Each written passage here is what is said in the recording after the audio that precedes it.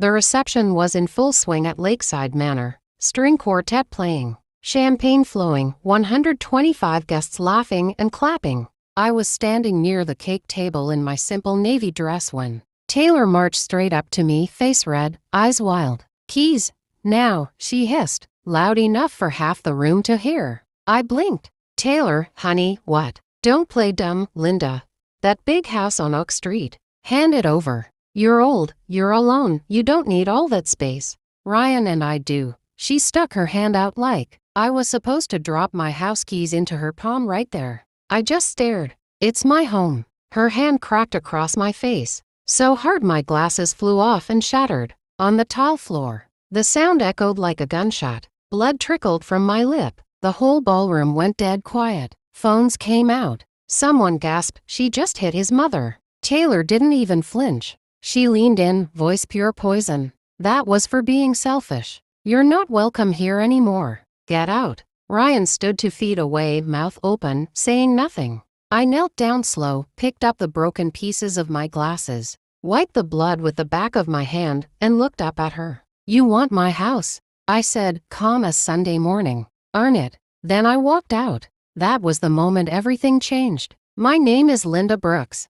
I'm 68 years old. And up until 5 minutes ago everyone in Pine Ridge, Wisconsin thought I was just a broke widow scraping by on a flower shop paycheck. They were wrong. I have $4.8 million nobody knows about, a rental building downtown that pays me $45,000 a month, and every single dime Ryan and Taylor have spent for the last 3 years, including this entire wedding, came straight out of my bank account. And right now, in the parking lot under a flickering street lamp, I pulled out my phone, with a hand that finally stopped shaking, and dialed the one number I swore I'd never have to use. "George," I said the second he picked up, "bring everything. The files, the statements, the lawyer. Get to Lakeside Manor right now. Because tonight, my son and his new wife are about to learn exactly who's been paying their bills, and exactly what happens when you slap the wrong grandma in front of 125 people with camera phones."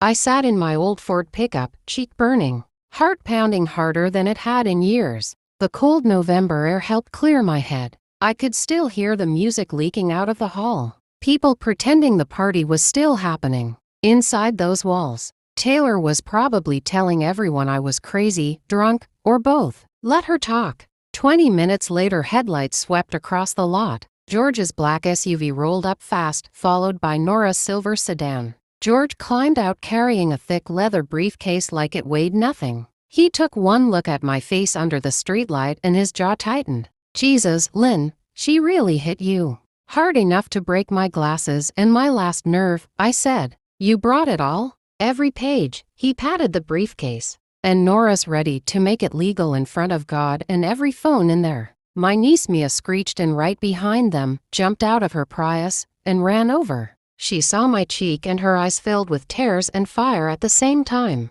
"Aunt Lynn, I'm going in with you." I hugged her tight. "Damn right you are." We walked back inside like we owned the place, because tonight, I finally did. The second the 4 of us stepped into the ballroom, every head turned. The music had stopped. Taylor was mid-laugh near the bar, Ryan pale beside her. The smile froze on her face when she saw me. "What the hell are you doing back here?" she snapped. "I told you to leave." George's voice boomed across the room. "Everybody stay right where you are. This will only take a minute." He set the briefcase on the nearest table, snapped it open, and started pulling out thick folders like a magician pulling scarves. Nora stood beside him, tablet glowing, ready to show receipts on the big screen if needed. George looked straight at Taylor and Ryan. "My name is George Ellis. I've handled Linda Brooks's money for 25 years. And tonight you're going to learn exactly who you just put your hands on." Taylor rolled her eyes. "She's broke, everybody knows." 3. George held up a single bank statement and turned it to the room. The number at the bottom was so big people actually gasped out loud. Current liquid assets, $4.8 million.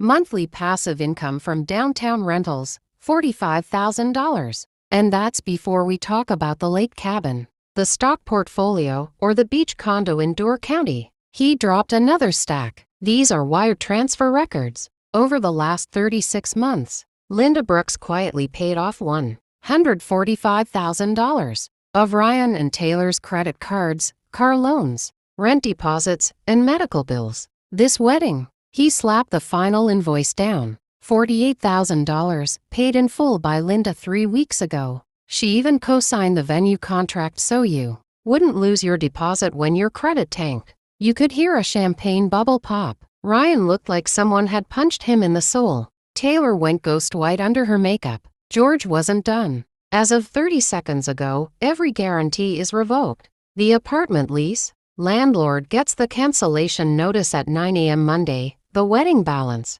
unpaid. Manager's about to come looking for cash or the party ends right now. The venue manager appeared like he'd been summoned by magic. Face red, holding a clipboard. Folks, we need settlement tonight or we have to close the bar and kitchen. Guests started digging for wallets. The open bar suddenly became very closed. Taylor lunged at the papers. This is fake. She's lying. Nora finally spoke, calm and cold. Every document is notarized and time-stamped. Touch them and it's tampering with evidence. Also, assault on a senior citizen is a felony in Wisconsin. Several people recorded it. I'm happy to call the sheriff. Taylor spun toward Ryan. Do something? Ryan looked at me, eyes wet.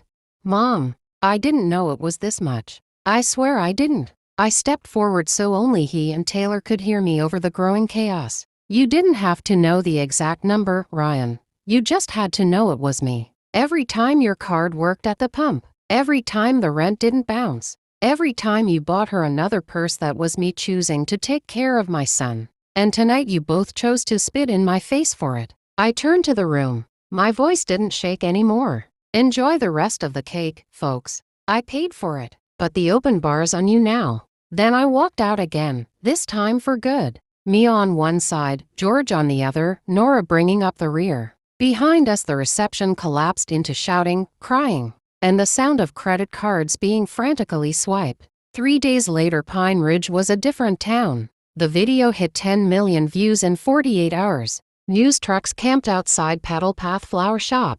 My phone wouldn't stop buzzing. Ryan and Taylor were evicted. Monday morning it moved into her parents' basement in Kenosha. Taylor's marketing job vanished the same day. Nobody wants a bride who slaps grandmas as their brand ambassador. Ryan sent text after text. Mom, I'm sorry. Mom, please talk to me. Mom, we have nowhere to go. I answered exactly once. Words are cheap. Actions aren't. Show me. 6 months later their son Ethan was born. I set up a college trust for him the day I got the birth announcement. No strings. No contact required. That money is for the baby, not them.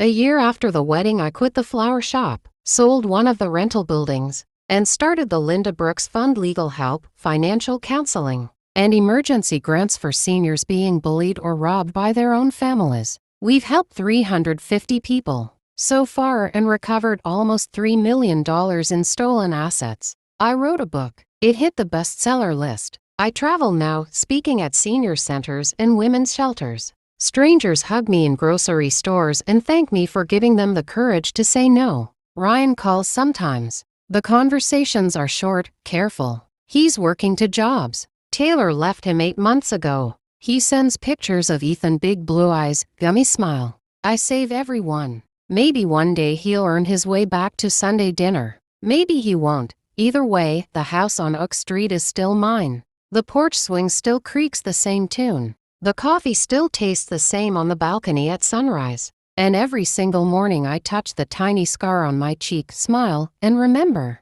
Sometimes the strongest thing a woman can do is stand up after the slap and never sit back down again. That slap in your soul. If grandma's quiet smile gave you chills. If you screamed yes when the briefcase opened. Drop a in the comments right now. Tell me in the comments, would you have opened the door when the bride came crawling back 2 years later? Or slammed it in her face? And be honest, how much money would it take for you to stay quiet while someone treated your mom like that? Answer below. I read every single comment. The craziest answers get pinned and shouted out in the next video. Smash that like button if you're team grandma. Subscribe and turn on the bell so you never miss the next revenge. And I'll see you in the comments. Let's talk.